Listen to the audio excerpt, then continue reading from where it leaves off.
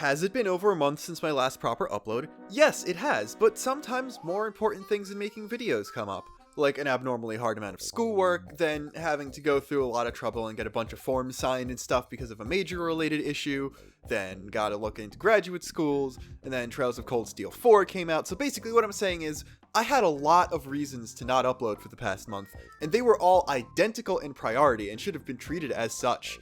But anyway, happy belated American Thanksgiving, everyone. Here's the Halloween video. Spoilers for basically all of Xenoblade Chronicles 1, but not future connected, so we only people, you should be fine.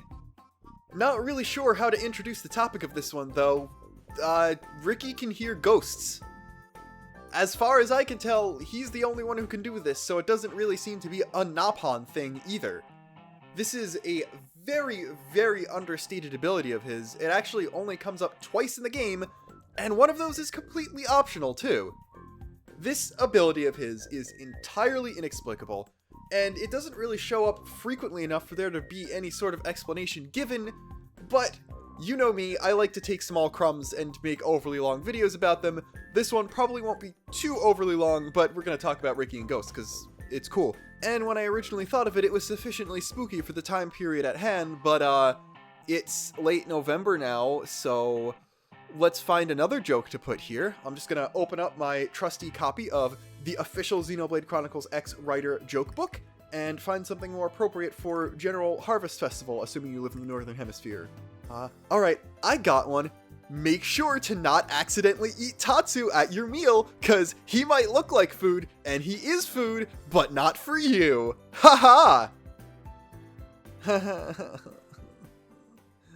The first time you can see Riki's ghost hearing power is in the heart-to-heart in Ase Tower, which is, well, in Ase Tower. It's a Riki Dunban heart-to-heart that is accessible basically as soon as you first arrive there. I'm pretty sure you just need to gain control of your character back after opening the door and seeing those cutscenes before you're able to see it. It also only needs green affinity, so even though Riki and Dunban are both relatively new additions to the party, there's a decent chance you'll be able to see it, assuming you've used either of them at all. This is actually sort of a foreshadowing to Riki and Dunban's conversation later on the Fallen Arm in terms of some of the ways it goes and the tone and stuff. And it starts out with Riki having weird, uncomfortable feelings.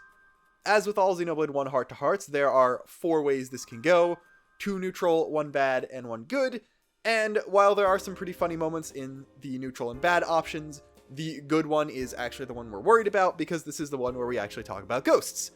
In that best route, Riki starts feeling the presence of ghosts. Dunban is not able to sense them directly, but he is capable of telling that something about the place feels off.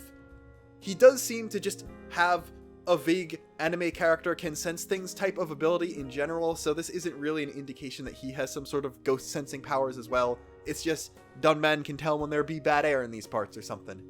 Riki initially wants to fight the ghosts because he's Riki, but once Dunban explains the story of the Minato expedition, Riki realizes that he's actually hearing voices that are worried about Shulk, and then decides to not try and fight them, because this is an important place to Shulk. And again, Dunban confirms that he's unable to hear anything, but Riki can hear voices. Also, kind of interesting, Riki refers to parents as Daddy-Pon and Mummy-Pon here, which are not the usual Napon terms for parents. Most of the time, Napon use Mama and Dada-Pon, though Riki does also say Daddy-Pon in the Fallen Arm convo, so maybe these were just written by different people. As far as I remember, Xenoblade 2 definitely picked up Mama and Dada and did not use Daddy and Mummy at all, which I'm kind of okay with, because Daddy-Pon just does not sound right. I think we can all agree on that one. This had nothing to do with ghosts, I just thought it was interesting. The second time we hear Riki do this kind of thing is after the Laura-Thea fight. Callion gives Melia some parting words as he's dying, and Melia responds to them out loud. Then Riki brings up that he was able to hear what Callion had said, and someone else knowing that he'd said that to her makes Melia feel a lot better. Shulk is the only one here who directly responds that he isn't able to hear anything, but everyone else acts basically just as confused as he does, and no one even implies they heard it too, so it really does seem like this is a case of, again, only Riki being able to hear this. This is, however, a bit different from last time, since this was someone directly speaking to someone else, as opposed to just kind of random ghost talk Maybe they were talking to each other or something. We don't really know what the Ase Tower ghosts were doing, but they definitely aren't speaking directly to Riki. Maybe they're speaking to Shulk. The way Riki words it, it's kind of ambiguous. I could easily see them like, hey Shulk, why are you back here? Please stay safe, Shulk. We miss you, Shulk. Shulk, Shulk. Something like that. I don't know, but regardless, this is different. It's already dead people versus possibly dying, passing on to the afterlife, something people. So, what can we gather from all this? Riki, and Riki alone, seems to be able to sense and hear ghosts, though he may not be able to speak back to them directly. This can be people giving their last regards to loved ones before passing on, or spirits that seem to be lingering around a specific place where they died. Everyone involved died as a result of Zanza. Lorithia, obviously, was a disciple of him acting on his orders, so I would still say Callion counts. And assuming the people Riki hears in Ase Tower are just Shulk's parents and not the rest of the expedition, they are still family members of people Riki cares about. The secret files actually confirm that Shulk was born during the Monado expedition, so everyone that was part of it was probably attached enough to him to be worried about him if they see him coming back to the tower, so there is no way of knowing if it was just the parents, but maybe also they were close enough to him where they would be considered family, so they still fall under that umbrella. Don't really know. This does not seem to be a Napon-related ability. Again, only Riki is shown to be able to do this. Nothing even indicates that Kino and Nene are capable of anything like this in Future Connected, so it really just seems to be him for whatever reason. Usually characters who could do stuff like this are the pure, overly innocent type and almost always children, so even though he sort of seems like that on the outside, this is a massive exception. Now, of course, he does have innocence as a skill tree, so apparently he's so innocent he derives some sort of power from it, but let's be real here, Riki is not exactly the purest bab out there knowing how many kids he has. I'm gonna keep stressing it, but this is completely unexplained. The only other time a Napon hears voices like this, it turns out to be someone singing downstairs, so this is a Riki-only thing. You need to beat a level 96 enemy for him to become the true Heropon, so you're not exactly likely to have done that before doing either thing. Callion may be closer, but again, Lorithia is a much lower level boss than that enemy, so this is only possible on New Game Plus, so it's not a consequence of Heropon stuff. The only other thing I can really think of is that Dunga's prophecies weren't complete BS, and that he was somehow able to sense some kind of potential in Riki, which made him a better Heropon candidate, and that just turned out to be realized as ghost hearing or something, so it's half implied that Dunga did sort of play up Riki's debt in order to force him to become the Heropon, so he might have actually sensed something, and then because the tradition also involves large amounts of debt, he still had to make Riki the one with the most debt in the village. I'm not really sure, but Dunga is kind of messed up enough for that to totally be possible. Riki could also just be so concerned for his friend's well-being that he's able to transcend life and death itself and hear voices from beyond. I wouldn't be surprised. Again, this is Riki we're talking about. Ultimately, Napon are the hobbits of Xenoblade. Nobody really knows where they came from. They tend to live simple lives in harmony with nature, and they're small and often looked down upon, but they always show up when the taller folk need help and happen to be exactly what's needed to save the day in the end. This is just an extension of that. Riki hearing Callion's voice is what Melia needed to move on and start feeling better almost immediately, and that indirectly helped the party reach Prison Island and make it to and beat Zanza just in time before the universe started falling apart completely. So, I guess that kind of did ultimately save the day in the end, which is really weird if you think about it. There are probably a lot of instances of, if this character didn't do this specific thing or have this specific quirk or something like that, everything would have been screwed up, but I don't know. So, he has this ability, and I kind of like how it wasn't overused in the story, but how else could it have been implemented?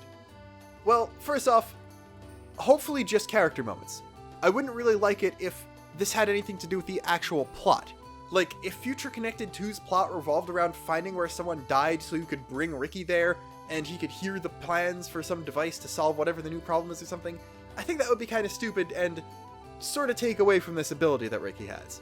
So, what actual character uses would there be? Well, the most obvious one is letting Shulk talk to his parents.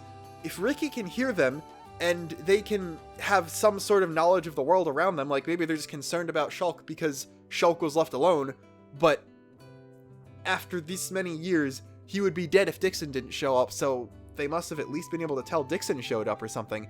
So maybe Shulk could just talk into the air in Ase Tower, and Riki could hear what the ghost's responses to it, and then he could sort of have a conversation with his parents for the first time in over a decade through that or something. So that's neat. If Vinaya actually joined the party, we could have had a similar moment with her and Egil as the Callion Melia one. Like, obviously, Egil didn't die particularly close to Riki. The party was well out of there by the time he got killed, but nothing's saying you can't just fly Junks back to where the Mechonis' head used to be and see if Riki could pick up anything from there. With Dunban, again, we could head to the Black Wreckage and possibly hear some things from Mumkar. It's a side quest, but Desiree could go down to the Ether Mines and speak to Zord, assuming he actually got his mind back in death. It's sort of implied that he did, so that could be kind of interesting. And depending on where they died, we could even get some insight into Dunban, Fiora, and Ryan's parents beyond they were alive at one point, then Mechon something, they were dead after that. So knowing basically anything about those sets of parents as characters at all would be sort of interesting. And then, going back to the Melia thing, what if they went to Prison Island to try and talk to Saurian, but instead they got not just him, but Arglys as well? There's not really much else to say about that. The potential really speaks for itself. A Saurian conversation is cool and all, but I feel like we did get a decent dying declaration towards Melia there, and Callion gave a good one too, and he seemed to pass on with no regrets, so maybe Saurian did as well, and it would probably be really touching. Callion moment, one of the best moments in the game.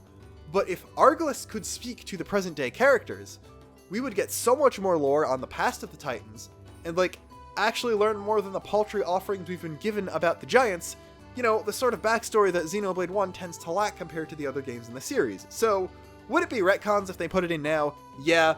Would it be cool though? Also yeah, so I wouldn't complain too much about it being a retcon. But yes, that's all we've got for this time, so as always, thank you so much for watching. Thanks for being okay with me not uploading forever. I got basically no comments about how long it's been since I uploaded, so that's kind of neat. Don't really have too much else to say. Going back to the whole Cold Steel 4 thing, I finished the game. I actually platinumed the game just to kind of put a capstone on the Great Trails binge of 2020. I guess I could do the second half of the Thoughts on the Trails series video now, if anyone still cares about that. I'm considering making at least one video just because I'm slightly annoyed at how they retconned the map in between games. So if anyone knows what I'm talking about there, haha. If anyone doesn't and would want to know, let me know. I'm also rewriting all of 5th edition D&D to work in Zemuria, so that's another thing. But that's definitely a thing for a different time. And until next time, this is Luxin, signing off.